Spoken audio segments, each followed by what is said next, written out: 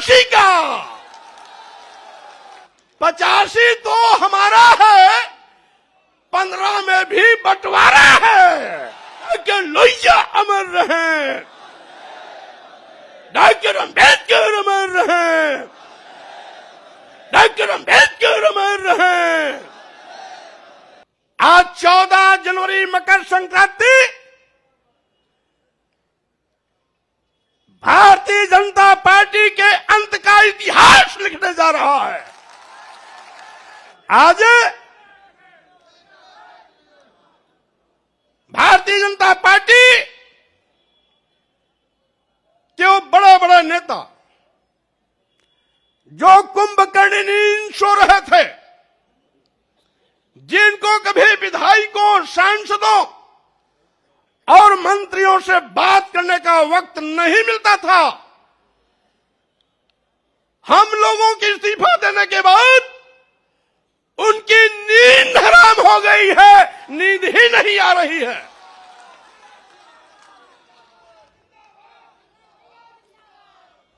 और साथ ही साथ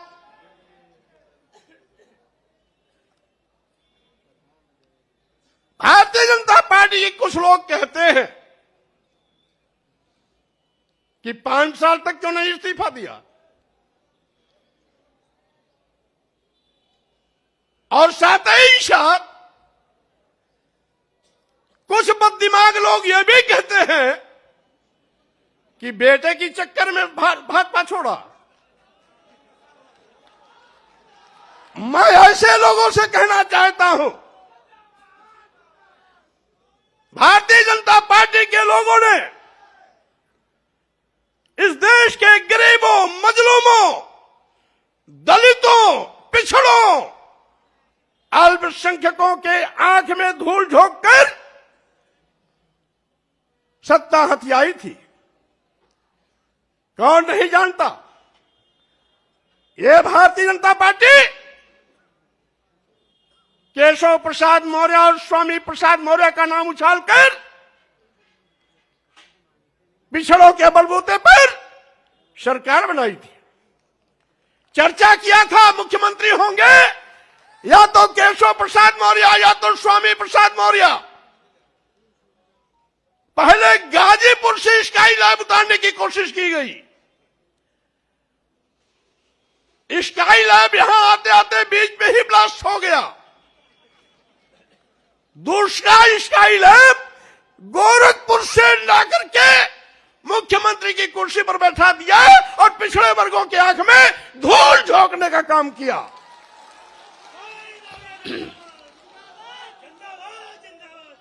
आज सरकार बनावे दलित और पिछड़े, और मलाई खावे वो लोग अगड़े 5% लोग। मैं कहना चाहता हूं, आप कहते हो नारा दे रहे हैं 80 और 20 का,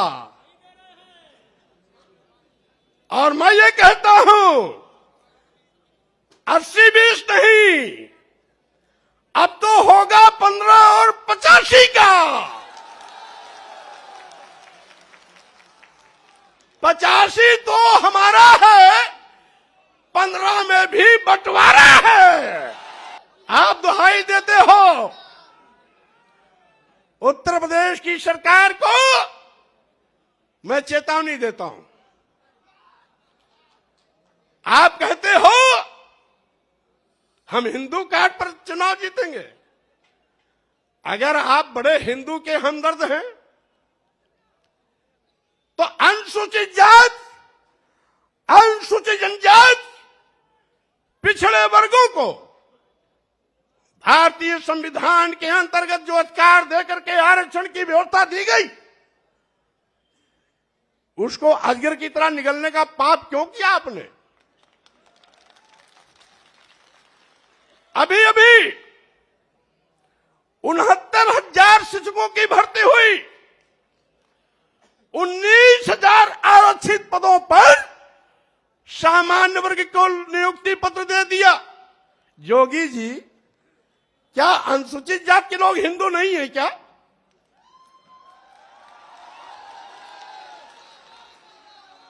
क्या अनुसूचित जनजात के लोग हिंदू नहीं है क्या? क्या 54% वाला पिछड़ा वर्ग हिंदू नहीं है क्या? और अगर 23% वाले अनुसूचित जाति और जनजाति के लोग हिंदू हैं, 54% वाले पिछड़े वर्ग के लोग हिंदू हैं, तो इन 54% और 23% के आरक्षण को आप क्यों निगल गए? क्यों दूसरों को इनका हिस्सा दे दिया? आप बड़े हिंदू के हमदर्द बनते हैं। और यही नहीं, मैं कैबिनेट में था, एक प्रस्ताव आया, बिना एडवर्टाइजमेंट निकाले, बिना आवेदन पत्र मांगे, कैबिनेट में चिकित्सा शिक्षा विभाग का एक प्रस्ताव आया कि चूंकि अनुसूचित जाति, जनजाति और पिछड़े वर्ग के अभ्यर्थी उपलब्ध नहीं हैं, इसलिए इनकी जगह को सामान्य वर्ग से भर दिया जाए। हमने कैबिनेट में करारा विरोध किया। हमारे विरोध पर मुख्यमंत्री ने भी अपनी सहमति जताई। सहमति जताने के बाद भी उस नियुक्ति पर रोक नहीं लगाई। ये हमदर्दी है। और हमने पूछा, क्या आपने एडवर्टाइजमेंट निकाला? नहीं। तो हमने ये कहा, आपने लिखा कैसे? एक बार विज्ञापन निकलता, दोबारा निकलता, तिबारा निकलता, और तीनों बार में जब कोई आवेदन नहीं आते तो इस प्रकार की नोटिंग होती। आपने बिना आवेदन लिए, बिना एडवर्टाइजमेंट निकाले, ये लिख करके सीधे सीधे आपने पिछड़ों और अनुसूचित जाति, अनुसूचित जनजाति के आरक्षण के हिस्से की सीट सामान्य वर्ग को दे दिया। यही नहीं, अब तो सरकारी संस्थान भी निजी क्षेत्रों में दे रहे हैं, क्योंकि न रहेगी बांस न बजेगी बांसुरी। यानी जब सरकारी संस्थान निजी क्षेत्र में चले जाएंगे तो आरक्षण देने की जगह ही नहीं रहेगी। आरक्षण अपने आप खत्म हो जाएगा, क्योंकि निजी क्षेत्रों में आरक्षण वैसे भी नहीं होता। जोगी जी या बाबा जी कोई भी हो, मैं ये कहना चाहता हूं, मुख्यमंत्री की कुर्सी पर बैठ करके पाप करोगे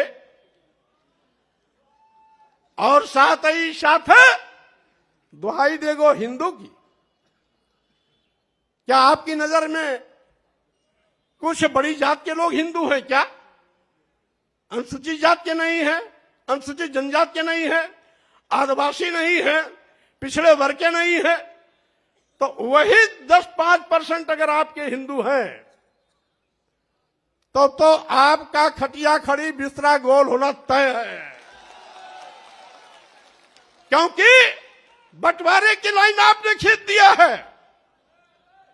अब तो अनुसूचित जाति, जनजाति, आदिवासी, दलित, गरीब, पिछड़े, मजलूम सब एक साथ खड़े होंगे और 8-10% जो आपके साथ, जिसको आप हिंदू मानते हो बड़ी जाति, वो आपके साथ खड़ी होगी और उसमें भी हम बंटवारा करेंगे, क्योंकि उन बड़ी जातियों में भी कुछ समाजवादी चिंतन के हैं और कुछ अम्बेडकरवादी चिंतन के हैं। अभी तक तो ये समाजवादी विचारकों का जमावड़ा था, अब ये समाजवादी के साथ साथ, लोहियावादी के साथ साथ अम्बेडकरवादी विचारधारा का भी जमावड़ा का संगम हो गया। यहां पर इतना जुल्म, जाति अत्याचार, अन्याय हो रहा था। लखीमपुर की घटना, हाथरस की घटना, गोरखपुर की घटना के साथ साथ 2 दर्जन ऐसी घटनाएं हैं जहां FIR लिखने में आपने हीरावाली किया। और साथ ही साथ जहां गोरखपुर 1.5 महीने के अंदर गगहा थाने में 7 हत्या हुई, 5वीं हत्या हुई तो मैं स्वयं मौके पर पहुंचा। मैंने बल्कि ये कहा भी कि हो सकता है उत्तर प्रदेश में कानून का राज हो, लेकिन गगहा और गोरखपुर में गुंडा राज है। मंत्री रहते मैंने कहा था। यद्यपि कुछ टीवी वालों ने चलाया 1-2 बार, ऊपर से रोक दिया गया होगा, लेकिन उसके बावजूद भी थानेदार नहीं हटाया गया और सीओ नहीं हटाया। क्यों? क्योंकि वो जोगी बाबा की बिरादरी वाला था। और मेरे लौटने के बाद जब 2 हत्या और हो गई, यानी 7 हत्या पूरा हो गया, तब जाकर के यशो हटाया गया और सीओ हटाया गया। गगहा, गोरखपुर, गगहा बाजार भी है, गगहा थाना भी है, गोरखपुर से 25-30 किलोमीटर आजमगढ़ रोड पर है। यानी 2 मौर्य मारे गए थे, 2 ब्राह्मण मारे गए थे, 2 बनिया मारे गए थे और 1 अज्ञात महिला की लाश मिली थी। ये 7 हत्याएं, 2 मौर्य, 2 ब्राह्मण और 2 बनिया और 1 अज्ञात महिला की लाश। ये 1 महीना 5-6 दिन के अंदर की सारी घटनाएं। और कहते हैं कानून राज है। और साथ ही साथ मैंने सोचा था कि 14 साल वनवास झेलने के बाद भारतीय जनता पार्टी को सत्ता में आने का मौका मिला है, अकल ठिकाने हो गया होगा, गरीबों, दलितों, पिछड़ों के लिए काम करेगी। लेकिन फिर वही कि जिन दलितों, पिछड़ों, गरीबों के वोट पर भारतीय जनता पार्टी ने पूर्ण प्रचंड बहुमत की सरकार बनाई। सरकार बनाने के बाद एक एक करके उन्हीं को दफनाने की कोशिश करने लगी। लेकिन भारतीय जनता पार्टी के नेताओं से मैं कह देना चाहता हूं, 14 जनवरी का यह जो कार्यक्रम हो रहा है, आज के बाद पूरे उत्तर प्रदेश में एक ऐसा जनसैलाब उमड़ेगा और चलेगा, एक ऐसी आंधी चलेगी, एक ऐसी सुनामी चलेगी जिसमें भारतीय जनता पार्टी के पर खचे उड़ जाएंगे, कहीं भी ठिकाना नहीं मिलेगा। स्वामी प्रसाद मौर्य ने पार्टी भले न बनाई हो, लेकिन किसी भी पार्टी से हैसियत कम नहीं रखते हैं। उनके पास जनधार की कमी नहीं है। आज हमने समाजवादी पार्टी के राष्ट्रीय अध्यक्ष अखिलेश यादव जी से हाथ इसलिए मिलाया कि अखिलेश यादव जी नौजवान हैं, पढ़े लिखे हैं, नई ऊर्जा है। मैं प्रदेश के लाखों लाख करोड़ लोगों का हुजूम आपके नेतृत्व के साथ खड़ा कर भारतीय जनता पार्टी को नस्ताबूद करने का काम करूंगा। और साथ ही साथ मैं ये भी चुनौती देता हूं, जिसका मैं साथ छोड़ता हूं उसका कहीं अता पता नहीं रहता है। हमारी बहन जी इसका जिंदा मिसाल है। जब तक साथ था बार बार मुख्यमंत्री बनती थी। उनको घमंड हो गया था, एको अहम द्वितीयो नास्ति। बाबा साहब के मिशन से हट गई, मानवर कांशीराम को भूल गई, मानवर कांशीराम के सामाजिक परिवर्तन आंदोलन को डुबोने का काम करने लगी। मानवर कांशी राम जी के आंख मूंदते ही मानवर कांशी राम जी का नारा बदल दिया था। जो मानवर कांशी राम जी ने नारा दिया था, जिसकी जितनी संख्या भारी उसकी उतनी भागीदारी। बहन मायावती जी, मानवर कांशी राम के इस नारे को बदलकर दूसरा नारा इजाद किया कि जिसकी जितनी तैयारी उसकी उतनी भागीदारी, का मतलब थैली वालों के पीछे खड़ी हो गई। मैंने विरोध किया, नहीं मानी, साथ छोड़ दिया। आज कहीं अता पता दिखाई नहीं पड़ता उनका।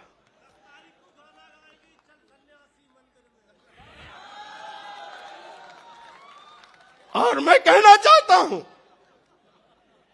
भारतीय जनता पार्टी उस दिन तक तीसरे स्थान पर थी जब तक मैं बहुजन समाज पार्टी में था। बहुजन समाज पार्टी नंबर 1 पर थी उस दिन, भारतीय जनता पार्टी तीसरे पर थी। भारतीय जनता पार्टी तीसरे पर थी और जैसे ही बहुजन समाज पार्टी छोड़ करके भारतीय जनता पार्टी के साथ हमारा भारतीय जनता पार्टी आकाश चढ़ गई। अब भारतीय जनता पार्टी के लोगों को मैं फिर कहना चाहता हूं, आपके बुरे दिन आ गए। और साथ ही साथ अब मैंने आपका साथ छोड़ा। मेरे बाद साथ छोड़ने वालों का एक लंबा कतार चल रहा है। आज के बाद भी ये इस्तीफा देने का सिलसिला चलता रहेगा। और साथ ही साथ 2022 के विधानसभा चुनाव में जब 10 तारीख को परिणाम आएगा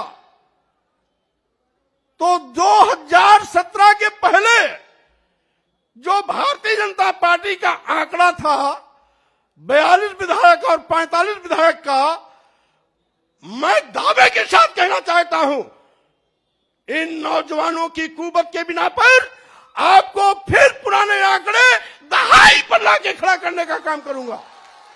यह सुनामी भाजपा को उखाड़ करके सीधे सीधे हिंद महासागर में ले जाकर के डुबोने का काम करेगी।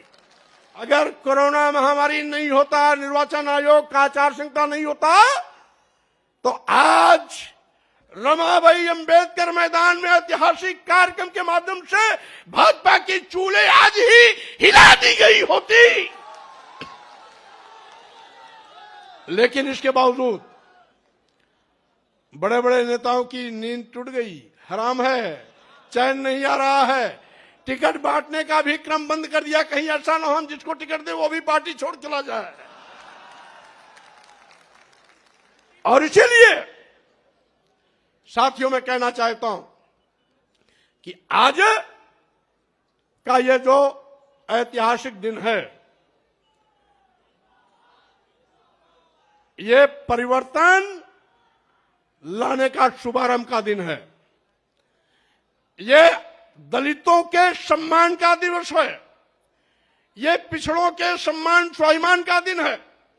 ये गरीबों, मजलूमों, व्यापारियों के सम्मान का दिन है। और साथ ही साथ वो बेरोजगार नौजवान जो इस सरकार में ठगे गए, आउटसोर्सिंग के माध्यम से टाफी देकर के फुसलाने की कोशिश की गई। हमने कैबिनेट में भी आउटसोर्सिंग भर्ती का विरोध किया। हमने कहा जब सरकार पर कोई आर्थिक भार की कमी नहीं होती है, पूरा पैसा खर्च होता ही होता है, तो आउटसोर्सिंग को क्यों, सीधी भर्ती क्यों नहीं। अब वो बेरोजगार नौजवान नौकरी तो पाता है, लेकिन वेतन कितना, मानदेय कितना मिलता है? 7,000, 8,000, 9,000, 10,000। अब पैसा और कहां चला जाता है? बिचौलिए को। हमने बिचौलिए को खत्म करने के लिए कहा था, ये सरकार नहीं मानी। बाद में पता आखिर बिचौलियों को खत्म क्यों नहीं कर रही सरकार, पता लगाए वो सारे के सारे आउटसोर्सिंग का जो ओनर है, मालिक है, वो कहीं न कहीं बड़े नेताओं के इर्द गिर्द घूमने वाले लोग हैं। केंद्र में 30 और 32 आईएएस प्रतिवर्ष चुने जा रहे हैं। लिखित परीक्षा नहीं, लिखित परीक्षा नहीं, केवल इंटरव्यू पर। 29-32 में एक भी अनुसूचित जात का नहीं, एक भी अनुसूचित जनजात का नहीं, एक भी पिछड़ा नहीं। आखिर आप तो दुहाई देते हो हिंदू का, तो इन बेचारों को क्यों बाहर कर देते हो? इसका मतलब है आज जो दलित और पिछड़ा है, आज भी आपके लिए अछूत है, आपके लिए भी शूद्र है, आपके लिए भी नीच है, आपके लिए भी अधम है, आपके लिए भी वो इंसान नहीं बल्कि जानवर से बदतर है।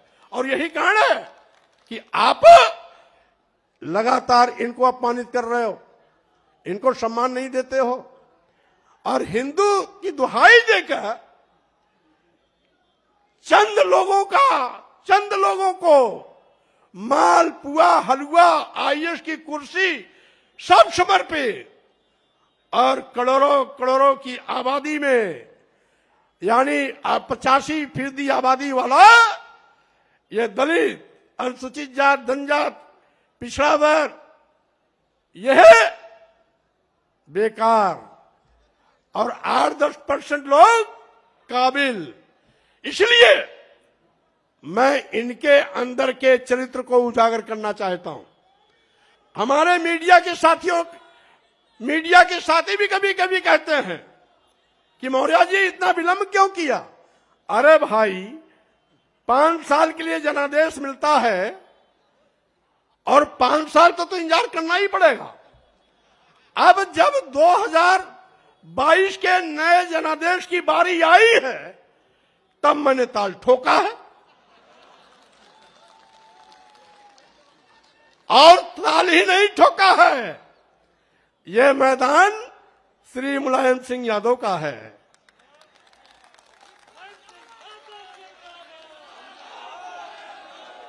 और हम लोगों का बीच में रास्ता भले अलग अलग हो गया हो। शुरुआती दौर में जब श्री मुलायम सिंह यादव जी लोकदल के प्रदेश अध्यक्ष थे, तो उनके साथ मैं भी प्रदेश का महामंत्री था। मैं उनका जो हम अखिलेश जी से पूछेंगे, नेताजी का कौन सा दांव सबसे मशहूर था?